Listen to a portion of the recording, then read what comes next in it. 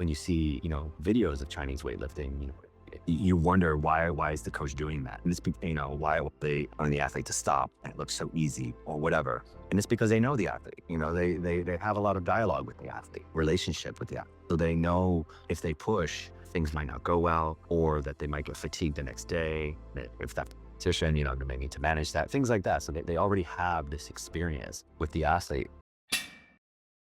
Hi, Manuel. It's my pleasure to have you on the Evidence Strong show. If you could briefly introduce yourself. Hi, everyone. My name is Manuel Buitrago. I'm the owner and founder of MaStrength, teach Chinese weightlifting worldwide through seminars. So bring foreigners to China to train MaStrength camp. And I've published 2 books on Chinese weightlifting, translated them into various languages. Awesome. So you're an expert in Chinese weightlifting. I'm super excited to have you. And let's start from the beginning. So let's talk a little bit about how the children are recruited to Chinese weightlifting system and what qualities are taken into account when recruiting. So I outlined this in my first book, detailing the Chinese weightlifting system. The children are scouted, around 8 to 10 years old. Obviously, for other sports, it's can vary, but a lot of coaches will go to schools and they'll have like a field day, or a testing day, a physical activity day, and they just start looking for children in the countryside or sometimes in the cities. They look for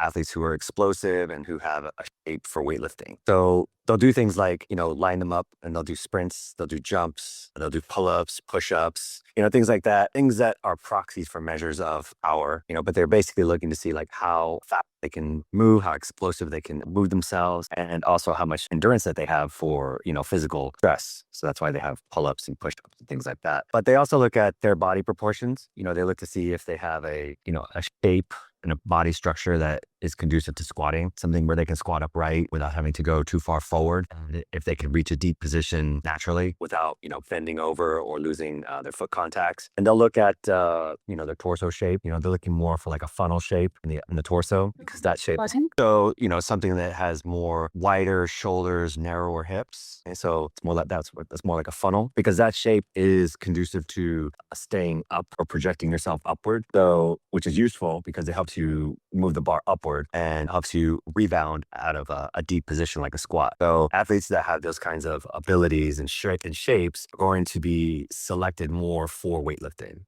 Do you think that this shape, this anatomical predisposition is already visible at the age of 8, or it's after puberty where it develops? I mean, puberty just exacerbates things, but a lot of times you can just see what somebody's going to look like. Even at a young age, you can see these qualities at a young age. For example, if you watch kids, jump off a box, you'll see some kids that when they land, they land and they just sink themselves into a deep squat. And then you'll see other kids jump off the box and they land in a quarter squat, and that's already an interesting proxy for, stiffness, but also staying upright. So they will, land on the floor and they don't descend. They're already biased to staying upright and being very spring. So to deform that spring, you're going to need more load. That's okay, because in weightlifting, you want to load the body as much as possible. If you have a very stiff spring or to rebound under heavy weight, that gives potential to lift more weight. So you'll see this with kids at an early age, and it's just going to travel with them for the rest of their life. So no, I don't think that puberty really does much in terms of identifying talent. I see. That's interesting. Now,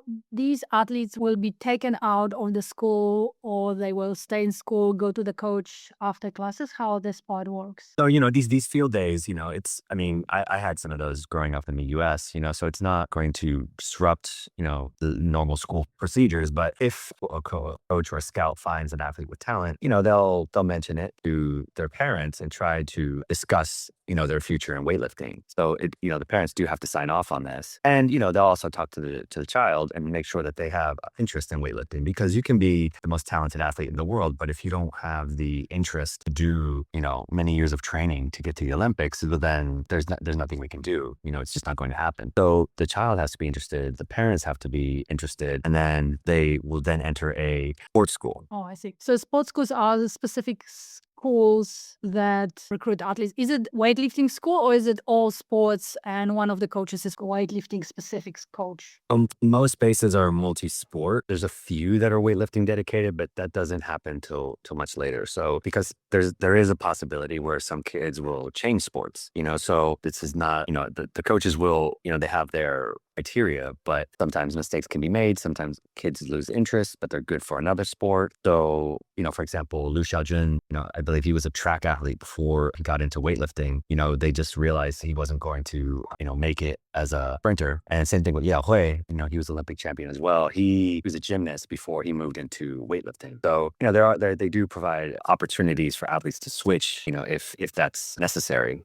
And that happens in best in a multi-sport facility. Awesome. So the kid leaves normal school, goes to the sports school. What happened next? How this kid potentially gets to the Olympics? As they increase their level, they start realizing more and more. So they start going to schools that are, their level. So they'll go from a city school to maybe a county school, or maybe even eventually a provincial school. And they'll stay there until they get selected to the national team or one of the national bases. So, just depends on how they progress through their career. But, they mainly stay within their province until it's time to make it to the national team. Okay, how many kids sift through the system? I don't think we have a good understanding here in Australia or in other countries. How many kids are recruited at this school level, the first sports school level, versus how many we know competing internationally in the biggest events? And it's been a while since I looked at the numbers. When I was writing my first book over 10 years ago, they had over 10,000 weightlifters, and those are professionals. So, they've gone through more children than that, to filter out 10,000 weightlifters. So I don't have the most recent numbers available, but, out of 1 billion people, they're scouting a lot. And again, they're doing it for multiple sports. So, we only get to see 3 or 4 that never make it to the Olympics. That's out of, thousands of athletes. Right.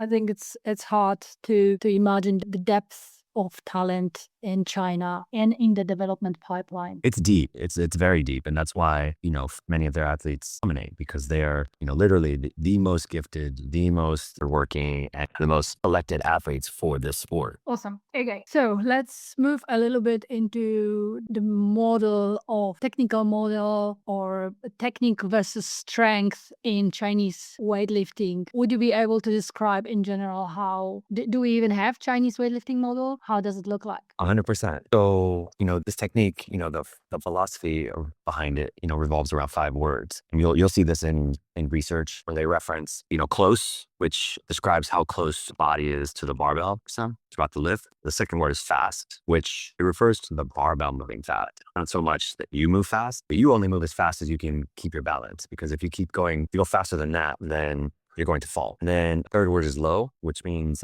if you want to maximize this lift, you want to catch it in the lowest position possible. So nobody can power snatch more than a full snatch. At least they should. At least they're weightlifting. That's the case. And then the fourth word is timing, rhythm. And so, there's a specific time where you want to store and release energy in this lift. And if you do that correctly, you'll be able to catch the bar near its apex. Also, you can do that, the more load that you can support and catch while minimizing the stress body. Because further you deviate away from the apex, then the more momentum the barbell gains, and then something has to stop that. In the system, the energy can be distributed through the body, or it can be local.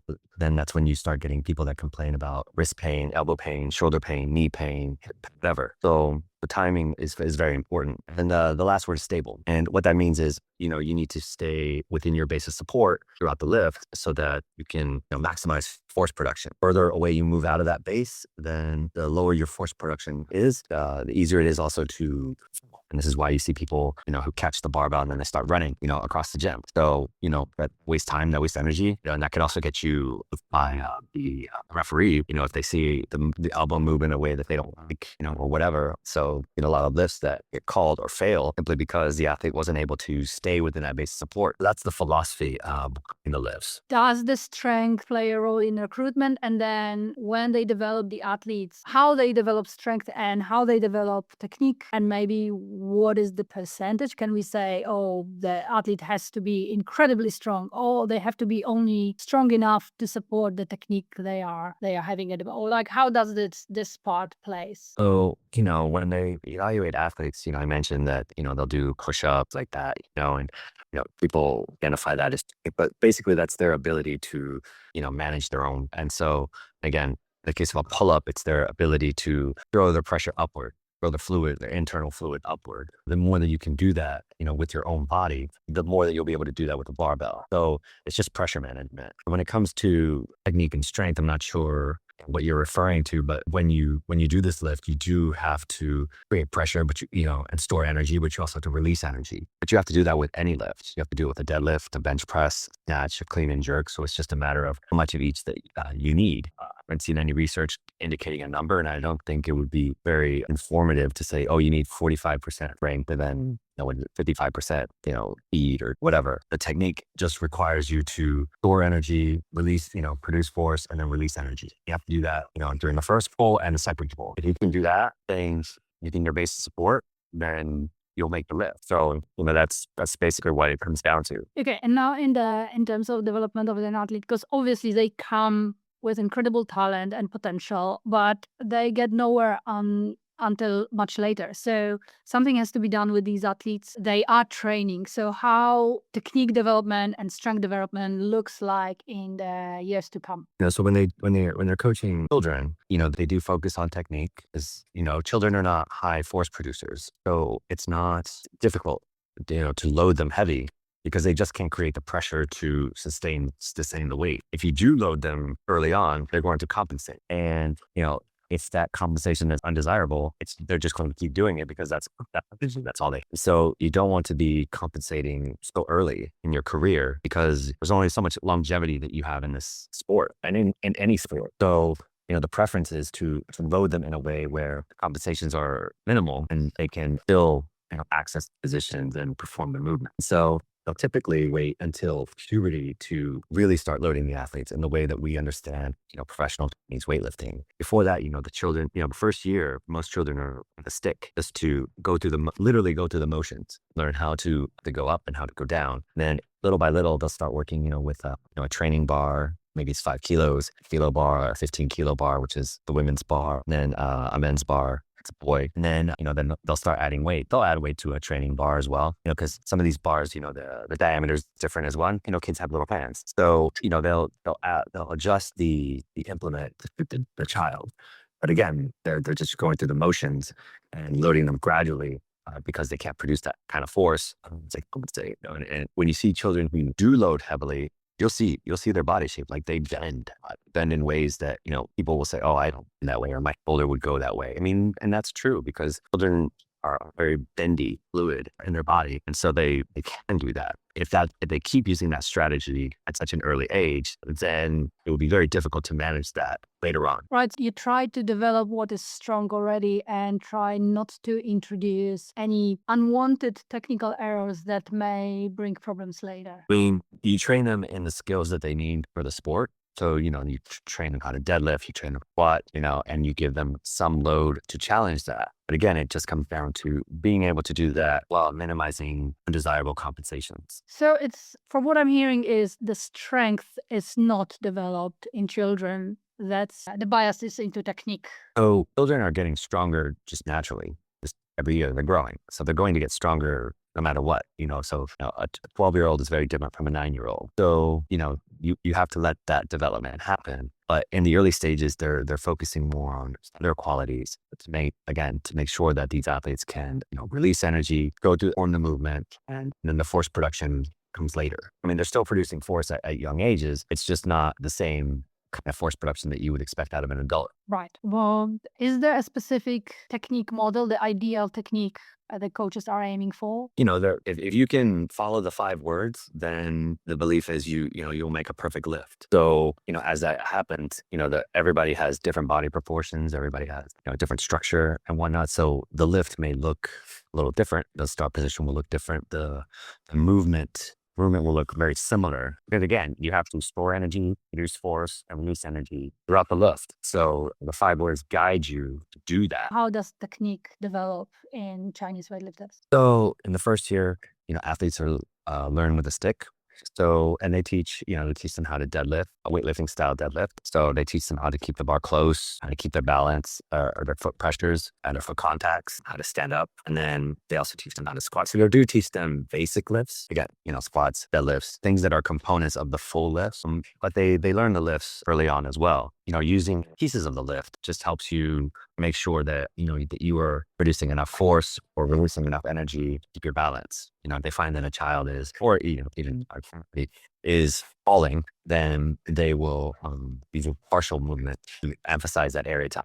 Slow it down, provide more space to move forward quickly or to produce more force. And that's what I do in my seminars as well. I teach the progression that they work on. It starts with deadlift and it moves into snatch pull and moves into overhead and starts going into deeper and deeper variations of squatting. Are blocks used in training, in children's training? Yes, because the blocks are set at at a specific height, where the barbell would be if you had a plate on it. So they do adjust, they'll put a stick on blocks. Kids deadlift from that. And then they weight for getting a barbell, they might have a 2 kilo weight to that height, which doesn't touch the ground. So they'll just put the bar on blocks and then have you start as if, they were starting from the floor. Again, this just comes down to, what I was mentioning earlier is that, it's difficult for children to produce a lot of force. They don't have the endurance. They don't have the absolute capacity to produce force. So putting them on blocks helps them. That's the position without being loaded. And then they can go from there. How would you put it into a model that coaches could start to use in their understanding of weightlifting? I think relying on physics is probably the easiest way, because that's universal, so we're made of water. We follow a lot of the physics of water, and to move water, you need space and you need pressure to move it into that space. I think being able to think about that, the shape changes that arise from that is very useful. That is how you'll be able to express your physical qualities, whether it's strength, whether it's speed, whatever. Because water has momentum, water has energy, and so your ability to move water is what's going to determine how you access the position and whether you do it quickly or slowly. So this is part of the weightlifter's body. That's the water. How do you conceptualize the barbell playing into this system? Is that the pressure or something else? The barbell follows the movement of the guts. So like you have your own internal forces and that gets expressed as you desire to move and the barbell's attached to you. So whatever the barbell is doing is what you are doing. So, if you can think about it like that, it provides more clarity as you get used to thinking in this style. The barbell is not independent from you. It's just following what you're doing. So I'll give you an example. Whenever you do a deadlift and the barbell moves away from you, so you have a gap between barbell and your legs. A lot of people will say, oh, the barbell is moving away from you. That's what it looks like, but you have to look at what you are doing. And so usually what happens in those cases is that the torso is going forward very fast and more than desirable. So the torso is moving forward, the guts are moving forward as well. Because if you think of a water bottle and you just tip it forward, you can see that the water is going towards the top of the bottle, I think where your head would be. And again, the barbell is just following that. So, wherever the water goes, that's where the barbell goes. So, you can blame the barbell all you'd like, but what you have to look at is, again, how your internal forces, are you managing those forces? Because once you can do that, then the barbell will behave in the way that you want it to. All right, that's I like this explanation. I think inverting the problem also help. I think a lot of weightlifting knowledge and whatnot is, there's a very Western and standard way of looking at this lift, but a lot of what I've learned is if you invert the problem, it brings a lot of clarity. A lot of Asian cultures and Asian thinking does invert concepts. I think being able to do that will, bring clarity to the list. So again, going back to the deadlift example, most people, when you see that gap in the barbell, they'll say, oh, it's the knees that are going down. It's the legs, leg problem. The hamstrings are too strong or the quads are too weak or what have you. But again, it's like the legs are, producing force. They're trying to produce force straight into the ground. They're not trying to go back and forth. They're trying to straighten. But, if you look at it, if you invert the problem and say, hey, not that the legs are going forward. It's that the torso is going forward faster relative to the legs. Again, that's where you get some clarity. Another example, people up in is when I see an athlete, it looks like they're leaning back. So the bar gets onto the hips and it looks like they're leaning back. So they'll say, oh, it's a back problem. Lower back problem. They're not able to stay over the bar as much. But even though it looks like you're leaning back, your hips are going forward really fast. In fact, it's so fast that it looks like you're leaning back. So if you think that it's a back problem, you might start doing movements that, promote what people call extension, and that's just going to push the hips forward even more. You're trying to straighten this back, but you are ignoring the movement of the hips. And so then you're just making the problem worse. Or that's, you're not making progress. And then you say, oh, my this is my technique, or I have a stubborn technique or whatever. And you spend months or years training and nothing happens, So, being able to invert the problem, I think does illuminate some solutions. Could we portion this example so we get the full picture? So the torso is leaning back because the hips are going forward. Now, in the understanding of fluid movement and the pressure, how would you explain how to fix it? Well, I mean, it depends.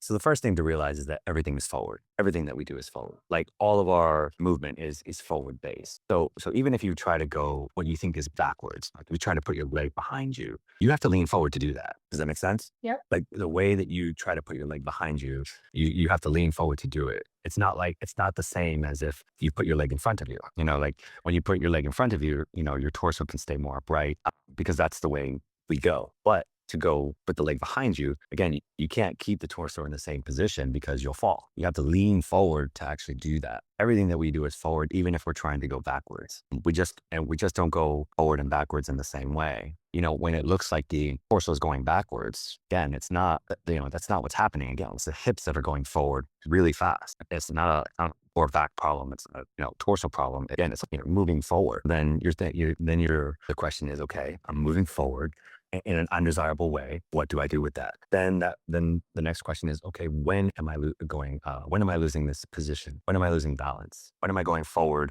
too much or too fast? And then that location during the lift can inform your decisions. So for example, let's say the bar gets to the mid shin in the first pull. Sometimes you'll see athletes lift their toes to the ground. Okay, well, that's a fall. Okay, so it looks like the toes are lifting up. They're falling backwards in response because they're just too far forward. So then in that case, you would have to start something from the mid shin. And that could be for them to increase their force production or just to slow them down because they're just going too far forward into that during that part of the lift. They need more force production in that mid shin so that they can produce more force into the ground. Does that make sense? Partially. So, meaning they are too much forward, the bar is too much forward. Therefore, they had to balance it. They have to go to the heels and the toes go up. Is that example we are talking about? So when the toes go up, it's the foot is producing the same shape as if the heel were going up. So like if you look at, you can do this yourself. So if you shift your balance forward and your heel comes off the ground a little bit, you're going to see a bend where your toes are. Basically, the ball of your foot and your toes, your foot is going to kind of look like that. Okay? So what I'm doing with my hand. So here's what it looks like when the heel is up. We can all agree that you're going forward in that case. When the toes come up, the foot is the same shape. It's just falling backwards. It's doing that. Okay? So it looks like this. So it's the same shape. It's just that they're falling back. So when people go forward, some people fall forward, and some people fall back. So if you were at the edge of a cliff, some people would fall forward if you nudge them, and some people would arch and try to backwards in response to that nudge. So people are going to react differently based on how far forward they go, how much force they can produce so that they don't fall. But at the end of the day, you're either fall forward or you fall backwards, but you're still falling. So it's still, you're claiming that it's still the same shape, that the same mistake, let's say, and failure to produce force straight down with a flat foot in this first pull. So that's what you're fixing, and not necessarily worrying about whether it's front or back. I don't worry too much whether it's front or back. I would have to, look at the start position and make sure that was good, that it was desirable. If the start position is fine, and again, they just lose position in the mid shin, that's a force production issue because the start position, you're storing energy. You have to store energy kind of like spring just to get there. And then as you push, you have to produce force into the ground. And you have to do enough of it so that you don't move forward too much. Okay? Because, you have to get to keep the bar close in that part of the lift. So if you can't produce enough force, then you're going to go forward, or you're going to create a shape that lets you produce force. It's kind of like doing a good morning squat, So if you come out of the squat, you do a good morning, you're going forward. You are moving around the lift to produce more force into the ground. So you're basically trying to move yourself into the position of like a leg press. And that happens, because when the legs are, like 90 degrees, that's one position where you can maximize your force production. That's why people, can stack a lot of plates on the leg press machine. But when you do a good morning and a squat, you're trying to move into that position. And the same thing's happening when you are, losing position in the around mid shin. If you can't produce it in the same position as the start position, then you're going to try to move into that leg press position, try to produce more force. So what I would do is work on force production that the lift. So that's where you can do things like, doing it off the blocks, being able to do things from the bottom up, or, some athletes might need some extra assistance. You might have to, actually unweight them a little bit so that they can produce enough space to squeeze. Because once you maximize the amount of space that you can squeeze, you're going to start bending stuff to produce more force. So that's undesirable in many situations. So again, you would have to just kind of unload them or unweight them so that they can create the shape and then produce force in that shape. Could we talk a little bit about the second pull and the problem some athletes have where with the second pull, the back travels backwards and the hips travel forward, and what is happening there and how to fix that? When you do this lift, you have to store energy, produce force, and release energy. You have to do it twice. So you do it in the first pull and you do it in the second pull. Okay, so once the bar gets above the knee, you have to adjust and store energy so that you can slow down. Then you have to produce force, continue moving, and then you have to release energy at the hip so that you can elevate yourself for the snatch pull portion of the lift. So it happens twice. And, it's like walking. When you walk, when you take a step, you have to slow down and start storing energy, produce force, and then release that energy to swing the leg forward. So the lifts are the same. So the first pull you do that, second pull you do that, like taking 2 steps. Does that make sense? Yep. Then when something happens in the lift, the question is, okay, where am I? Where's the technique or the lift breaking down in my eye? Is it during a phase where I'm trying to slow down? Is it during the part where I'm trying to produce force? Or is it during the part where I'm trying to release energy? And so then, because if I can't do any of those, I'm going to go forward, and maybe too fast or too soon. At least then I can be a little bit more targeted in what I need to do. So, I might have to slow somebody down above the knee. Whereas if I were doing the same, something from mid thigh, this would be to produce force. So the reasoning behind the movements changes when you think about it in this perspective.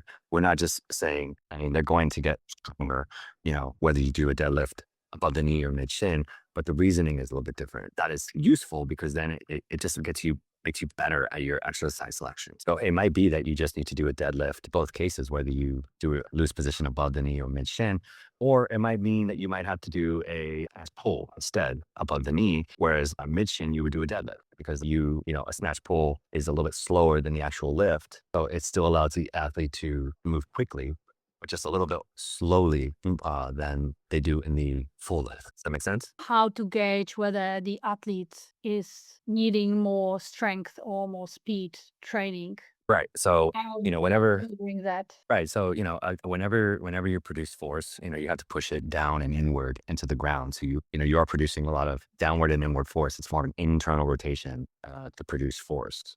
But to do that, you need to create enough space. You need to create a shape to do that. Because again, once you produce force, if you exhaust the space, then you stop moving. You see that every time you bolt the sticking point of a squat, you're squeezing as hard as you can and it's maximal, and then you stop moving. And that's because there's no more space for you to squeeze. So one way to think about it is, just make a fist and make it as hard as you can. And then after that, try to go harder. You can't because there's no more ability for you to squeeze. You're already there. You've literally run out of space to squeeze. And so you don't have space to move, then it's like walking into a wall, or if you bend your arm and you flex, you try to show off your bicep, you try to do a curl from this position, you can't. There's no more space for you to move the arm. So there's no more force that you can produce. You've maxed it out. You're done. So again, you need both. You need a space and you need force to move into that space. And so that becomes a way to think about, what do you need in the lift? Are you creating enough space? Yes or no? Yes. Okay. Then are you producing enough force? Yes or no? But if you just think that it's force all the time, then you miss out on half of the equation.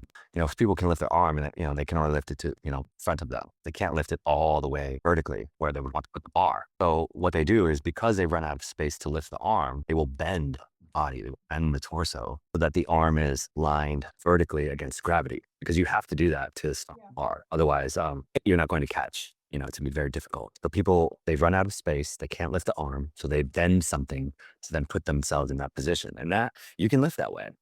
Some athletes do that. Even at high levels, they do that. But it hurts. There's only so many of those lifts you have. And then the normal people, will complain about elbow, shoulder pain, joint pain, etc. So that's something to think about. Now, the reason why you stop is because you don't have enough space behind you to move the extremity into that position. So what you would need to do, one possibility, is to expand the space in the upper back, because that's where you want to go. You want the bar, or you want your arm, the bar itself, to go behind you. But if you don't have a space behind you, if that area is compressed, pushing you forward, you won't have access to that space. So you need to be able to shift fluid up into that space to the position. But again, if you think it's just a strength or flexibility problem, you're going to be limited, because stretching and stuff like that doesn't usually expand the space. You might get lucky, put yourself in a position of a stretch where the fluid moves in that direction, and that's cool. But it's better to do something more targeted and with intention rather than by luck. Again, luck is 50-50. But if you do something that's more targeted, you have a greater chance of. Would you be addressing things from the floor up in considering the shape? Oh, for sure. So this overhead example is assuming that everything before getting your arm up overhead was fine. Okay. So if everything before that was fine, and we're just talking about this area, then yeah, the solution is to, create some more space in that or back area. But if you are compensating earlier than that, well, then that's where you have to go. Because if you can't even move your arm up, to what looks like in front of you, then, and you have to go like out here to get your arm, overhead. Well, that's telling you I don't have the capacity to move my arm like this. I'm actually going around this space right now so that I can do this, and that's where I need to focus on. If my objective is to, front rack or do an overhead, because if I can't get my arm in front of what looks like in front of me like this, then that's going to affect my rack position, because rather than have a rack position like this, I'm going to be Like this. somewhere out here. Okay. So yeah, you want to look at when this lift starts breaking down first, because after that, it's just going to compound itself. Yeah. That's the thing. A lot of people focus on the shiny object. They focus on the result. Then they blame strength, when really the problem occurred much earlier. It could be the start position, could be somewhere in the first pull, could be the second pull, or in the case of a clean, it could be the clean, or it could be never. A lot of this stuff will be related though, so what happens in the jerk will also show up in the clean and also in the snatch. So, you can use any of the lifts as your tests, but it is more clear or more obvious one lift versus other. If you want to use both, I think it's good to have various measures to confirm what you're seeing, if you're using the same strategy throughout the lifts. The lifts are a little bit different, and they will use a little bit different shapes and different biomechanics. So it makes sense that some limitations will be apparent more in one part or one lift versus the other. Right. So for example, like, the squat position, it's the feet should be even. We think of it as a bilateral movement, and where they're doing the same thing.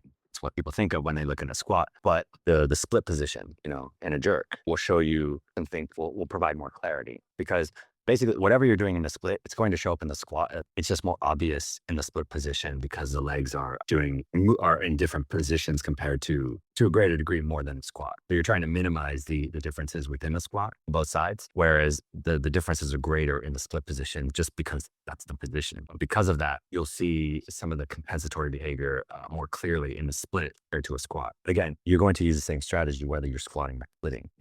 But that's useful, because then it sharpens your eye whenever you start evaluating a squat. Sometimes you can just look at a squat and you can totally predict or get a sense of what that split is going to look like. Or, it'll help you then reason why athletes are complaining in one movement, but they don't have pain in another movement. So again, like, my knee is fine during the jerk, but it hurts during the squat.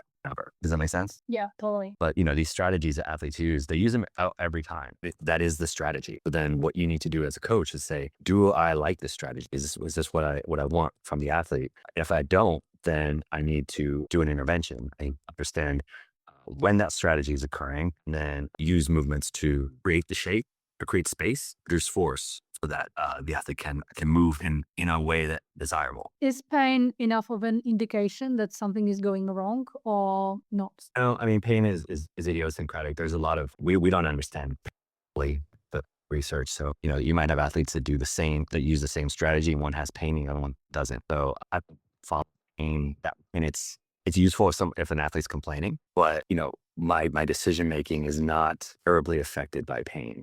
And it's better to show this as an example. So I've had people with shoulder pain. And so then the solution, the time was to reduce a rotation either, in the torso and also create some foot contact. So I did a lot of stuff, get their contacts on the ground, produce a better shape in the torso without doing anything directly to the shoulder. But the shoulder pain goes away because, the shoulder pain, it wasn't a shoulder Issue. problem. It was a shoulder result. So, the pain I can use as a retest scenario. So like if I'm able to get foot contacts, I say, oh, my shoulder pain goes away. Well, then that's useful. I'm able to create a better shape in the torso. And I say, wow, I can move my shoulder more, and without pain, that's useful, but I don't, when they're complaining about pain, I don't think, okay, shoulder, immediately do something. Yeah, because you don't have the shape, then you're going to just keep using that strategy. The shoulder is just going to continue to hurt. So, like I said, it's not that I discount pain. It's not that I say, oh, suck it up or anything like that. It's something that I consider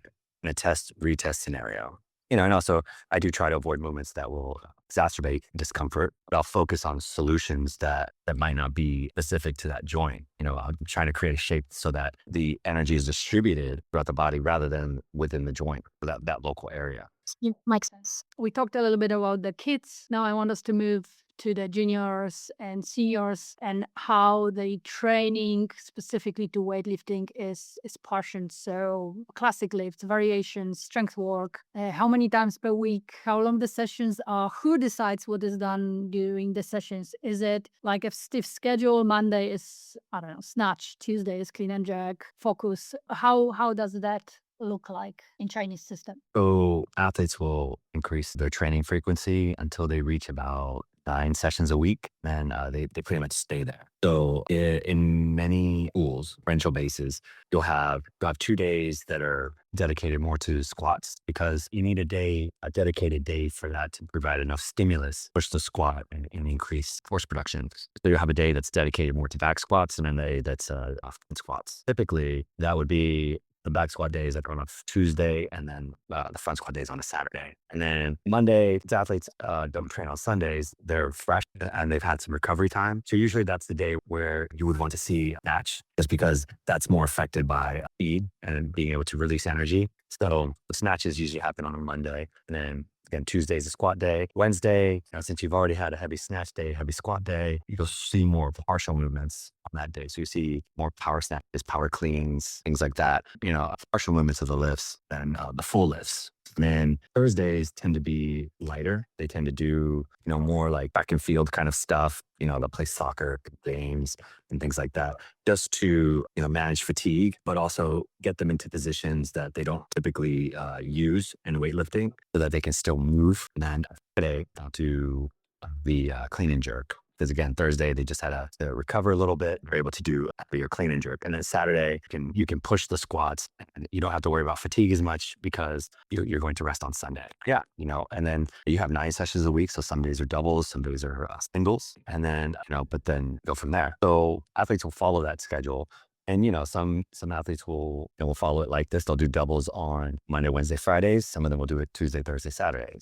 So, different schools will follow a different schedule, but they tend to do a 9-session structure many bases. So when you say heavy snatch or heavy squat, is it heavy for the day? Is it off percentages? How the coaches program that? So, some coaches are more specific than others, but athletes also do go by feel. So there's a lot of communication between the coaches and the athletes. So the athlete has their own training journal. Coaches has their own training journal where they write variations and then they compare. Because you might have an athlete where you see them squat. You as the coach say, wow, this looks super easy. That was like, I should have pushed the squats that day. And then you see the athlete's journal and they say, oh my God, those squats were Almost died. I almost died. Not 1 kilo more. And the world was on my shoulders, kind of a thing, and you need to be able to realize that as a coach and then manage your expectations and then being able to see how your athlete walks into the gym, they're behaving, what their energy level is, things like that, so that, you can make a better decision. You can say, I think we can push. Or you can say, I think we need to, back off. So, and that dialogue happens through years of training. This is why when you see, videos of Chinese weightlifting, You wonder why is the coach doing that? And it's, why will they on the athlete to stop and it looks so easy or whatever. And it's because they know the athlete. They have a lot of dialogue with the athlete, relationship with the athlete. So they know if they push, things might not go well, or that they might get fatigued the next day. That if that competition, they may need to manage that, things like that. So they already have this experience with the athlete. So they can say, oh, whereas to the outsider, they're like, oh, I would have kept going. They should have kept going. It's like, well, that's you. But again, you don't know that athlete. So, maybe that's the right choice at that. So, that's why people sometimes get confused, but when what they see with the Chinese weightlifting videos, but it's just an outcome from deep relationship of understanding that athlete, over years. So, how long is the relationship? So, the athletes move a little bit through the system, but you say they also develop a long-term relationships. So once they get to the provincial level, they have their coach and they stay with that coach until they go to the national team. And even when they go to the national team, sometimes that coach might follow them, or it might be a coach from that base that maybe they don't work with the athlete on a daily basis, but they do know the athlete, they do understand the athlete, and they have dialogue with the coach. So maybe the head coach of that will go with that athlete to the national team. So it's very rare for, an athlete to, go up to the national team without any support, just stay with a completely new coach. That can happen. A lot of times there is a support team. There's athletes from the same province or whatever that are at the team. There is some familiarity so that doesn't feel like, starting over, or that there's no, because that information is important. Now, if you get a coach that's never worked with you before and it says, oh, I think we should push, and then they hurt and then they injure the athlete. Well, then now all that investment in building talent, technique, performance goes out the window because they're injured. So you want to minimize risk, and you need to have that information even as you go into the national team. Weightlifting is a tough sport. It requires a lot, not only physically, but also mentally. And how it is addressed within the Chinese weightlifting system, the mental side. I mean, when these kids go to the base, when these athletes join the team, the team becomes their family. So they don't go home often. Parents don't visit often. They don't want to be a distraction, or they don't want to lose time training. So their support comes through their teammates and the coaches and their staff. So, mentally, they have, the athletes there that they can do. And they, like I mentioned, they do have their training journals. The dialogue is encouraged between the athlete and the coach because, again, they need to be on the same page so that they can both succeed. You can succeed as a coach, but then the athlete can succeed as a lifter. So, I think mentally it's helpful, for the athlete to be able to talk to, to their teammates and the coach. Sometimes the athlete doesn't want to coach that week. I don't want to disappoint the coach or whatever reasons that they have. But they might tell their teammate, oh man, I'm dreading squat day tomorrow. I don't think I can do this. And so then the teammate might actually say something to the coach. Hey coach, I was talking to so and so and they're not feeling great, or whatever. That's not to snitch on the athlete or anything, but it's just, everyone's kind of looking out for everybody. It's kind of like, again, being in a family. If your brother or sister tells you something and you think it's concerning, you might tell one of your parents. So similar within the base. So athletes do get support with, among their teammates, but also with their coaches. But these kids, again, they were selected because they do enjoy the sport. They're hardworking. So all of that, those concerns are not usually an issue because they've already been selected. They don't have to deal with somebody that slack or anything. The athletes sometimes will, and they say, maybe do this movement instead of another movement. But for the most part, they are stimulated because they know what they have to do, trying to a certain level of performance because it's literally life-changing if they do it. So, it becomes, they're able to receive, pensions, funding, endorsements, and things like that, can support them financially even after they retire. So that's the sport is the job. How is it liberating and freeing? Now I can just apply myself to the sport, or is it the pressure? I have to compete, have to perform because my family's livelihood depends on how well I do.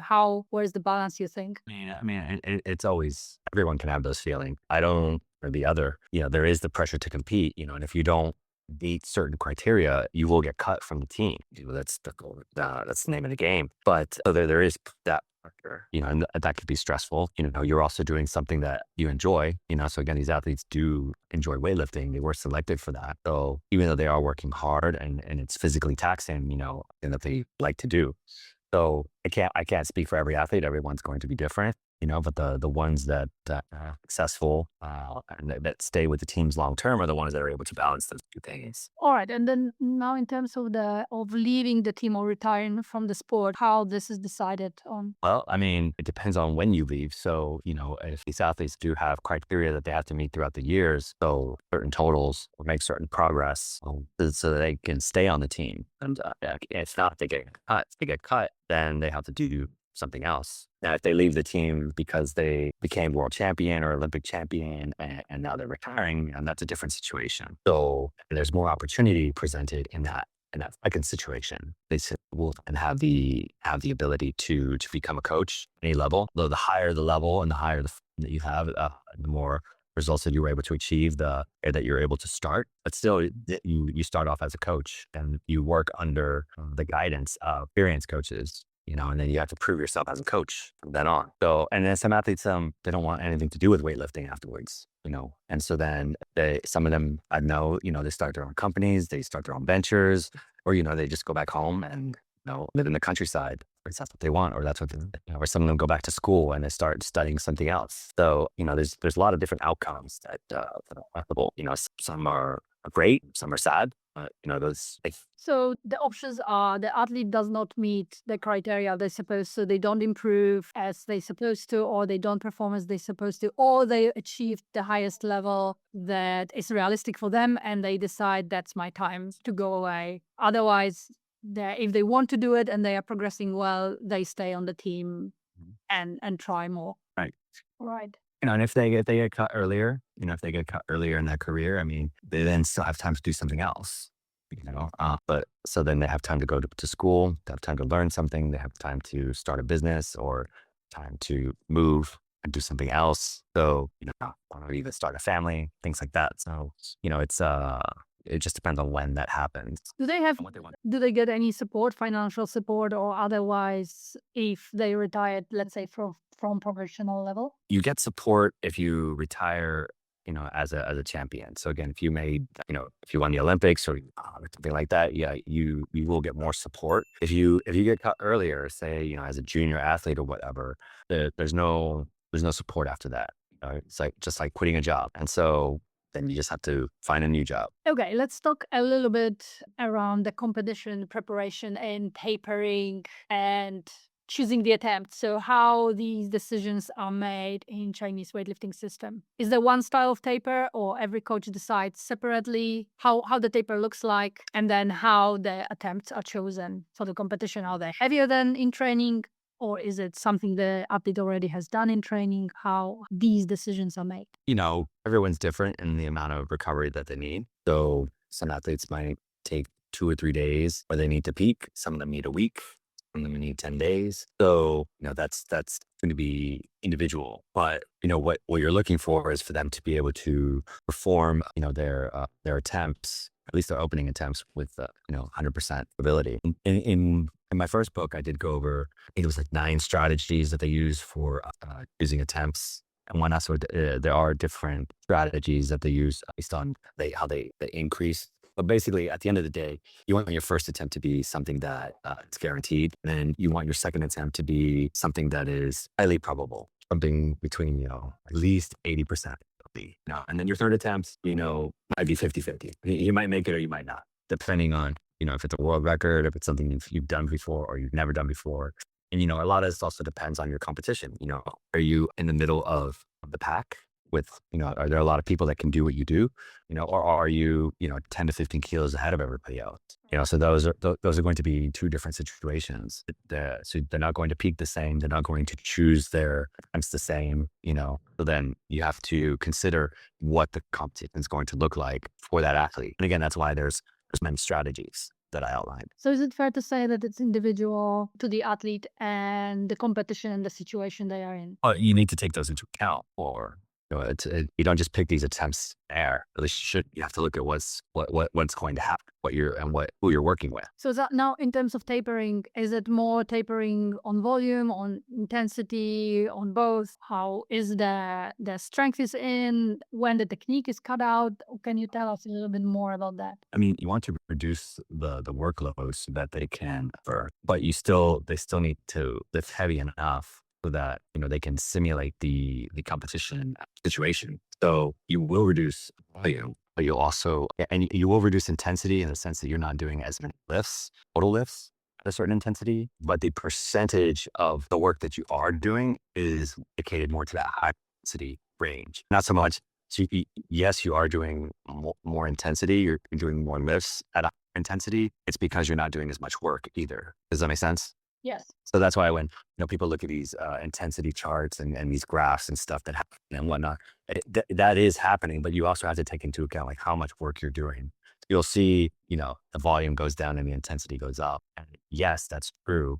But it's not always the case that the athlete is just doing these intensities that they've never done. It's just that they're doing the same intensities. They're getting close to the doing fewer lifts, but at that high intensity, and that's why their whole training is super ultra high intensity. And it's just they're doing their maxes, close to their maxes, but they're just doing less work overall. So the percentage of those high intensity lifts is higher. Any misconceptions that annoy you about Chinese weightlifting? So the things people think that Chinese weightlifting is, but it totally is not, and it annoys you. One of the things that come up frequently that do force me to give some attention to is people think that Chinese weightlifting only works for Chinese people, but this style is not dependent on that. It's physics. If you're human, then you're made of water, so and you're going to move like that. So and that doesn't matter if you're Asian or Western. So I think is people say, oh, it's a Chinese, it only works for Chinese. It's true. Sometimes explain that to people, or just just show it. You believe that it's only for Chinese people, then